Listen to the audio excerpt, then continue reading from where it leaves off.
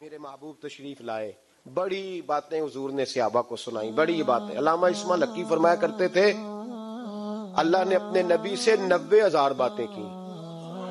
کتنی؟ فاوحا الی عبدہ ما اوحا.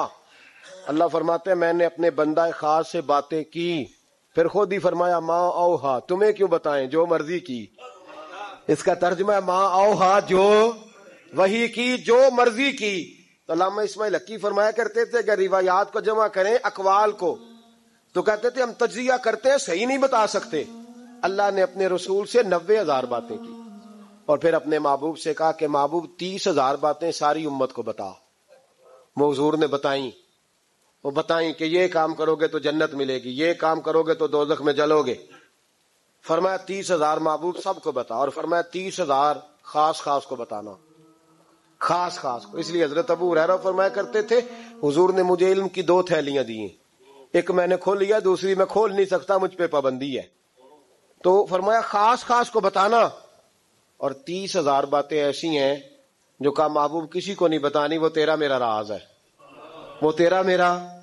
بزرگ بڑے نیک تھے، ہمارا بڑا فائدہ کرتے تھے. علامہ اسماعیل حقی فرمایا کرتے تھے وہ جو اللہ رسول کا راز ہے نا، وہ بھی سمجھ لو ہمارا کوئی فائدہ ہی ہے.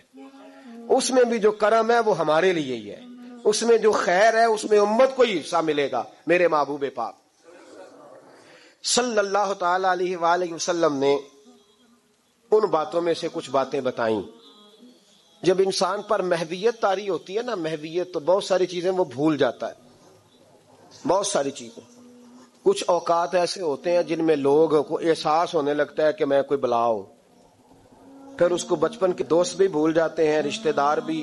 اور کچھ کیفیت ہوتی ہے، ایک وقت ہوتا ہے عروج کا،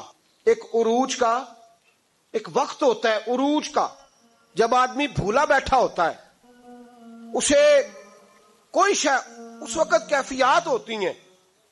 اس وقت کوئی عہدہ ملتا ہے، ہمیں پتہ ہے کہ جب کسی جماعت کا رزلٹ آیا کرتا تھا تو اس وقت صرف رزلٹ کا پتہ ہوتا تھا، پھر کسی اور چیز کی خبر نہیں ہوتی تھی. جب انسان کو کوئی عہدہ ملتا ہے تو اس وقت کسی اور چیز کی خبر، بعد میں ہر شے تھوڑی یاد آتی ہے.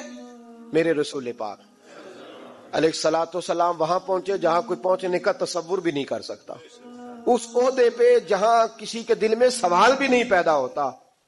حضرت موسیٰ نے تو ایک تجلی دیکھی تو بے ہوش ہو گئے، اور حضور فرمانے لگے میرے دائیں بائیں تجلیاں ہی تجلیاں تھی، نور ہی نور تھا، آگے پیچھے دائیں بائیں.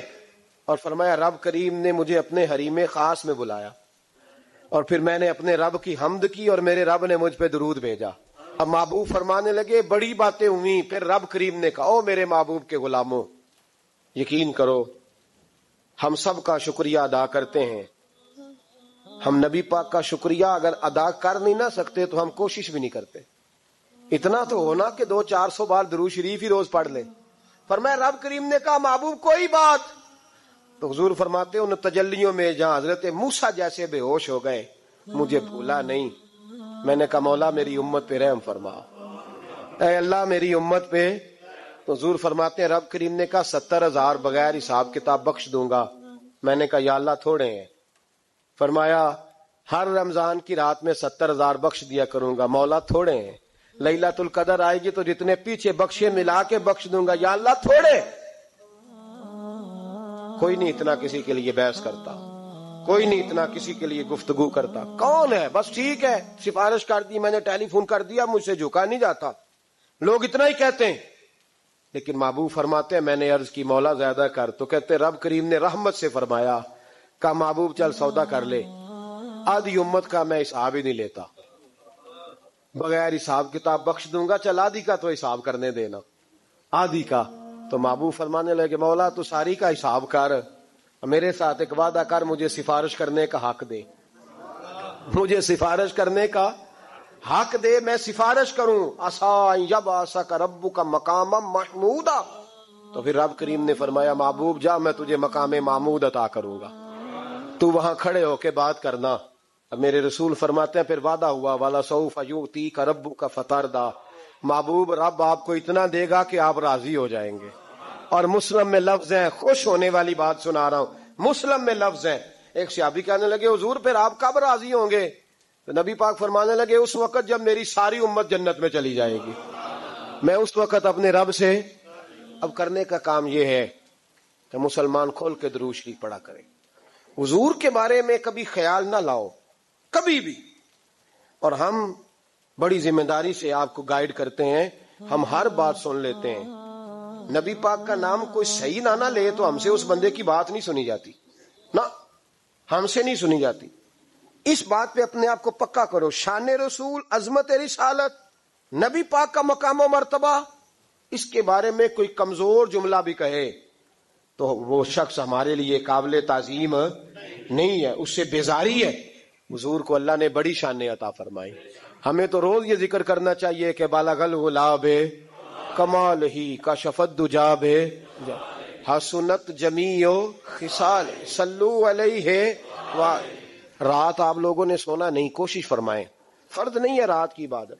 اب یہاں بھی لوگ سوال کرتے ہیں, کہتے ہیں جی صحابہ کرام میں راشد کی رات بیدار رہتے تھے, تو میں نے کہا بھائی وہ سارا سال ہی رہتے تھے, وہ تو ہر رات اٹھ کے عبادت کرتے تھے. ہمارا زمانہ تھوڑا گڑبڑ آیا ہے تو ہم کہتے ہیں چلو اپنے آپ مشکل ہو جائے گا, ایک جگہ سارے اکٹھے ہو جائیں اور عبادت کر لیں. اور یہ وہی سوچ ہے جو حضرت عمر کی تھی. انہوں نے کہا اکیلے اکیلے تراویاں پڑھیں گے تو کوئی نہیں پڑھیں گے, جماعت شروع کراؤ. ورنہ نہ حضور کے زمانے میں باقاعدہ ہوئی, نہ حضرت ابو بکر کے زمانے میں ہوئی. تو اگر تو وہاں شکوہ نہیں کرتا تو ہم تو نفل کام کا حکم دے رہے ہیں, تو کہہ ہی نہیں رہے کہ فرض ہے واجب ہے, ہم تو سنت بھی نہیں کہہ رہے. ہم کہہ رہے ہیں کہ رات بڑی نصیبوں والی ہے, آنا چاہیے. اور سب سے ضروری اس رات یہ ہے کہ حضور کی نعتیں سنیں. لوگ نعت کو معمولی درجہ سمجھتے ہیں, حالانکہ نعت پڑھنا صحابہ کی سنت ہے اور سننا نبی پاک کی سنت ہے صلی اللہ ہو.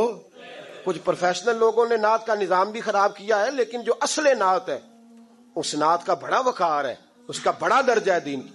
رات آپ یہاں تشریف لائیں, ہر سال آپ کو پتہ ہے یہاں اجتماع ہوتا ہے, انشاءاللہ محفل بھی ہوگی, نعت بھی ہوگی, کچھ بات چیت بھی کریں گے, ذکر بھی ہوگا, دعا بھی ہوگی, پھر نفلوں کا وقت بھی ہوگا. جو دوست رہ جائیں گے سحری تک ان کے لیے کھانے کا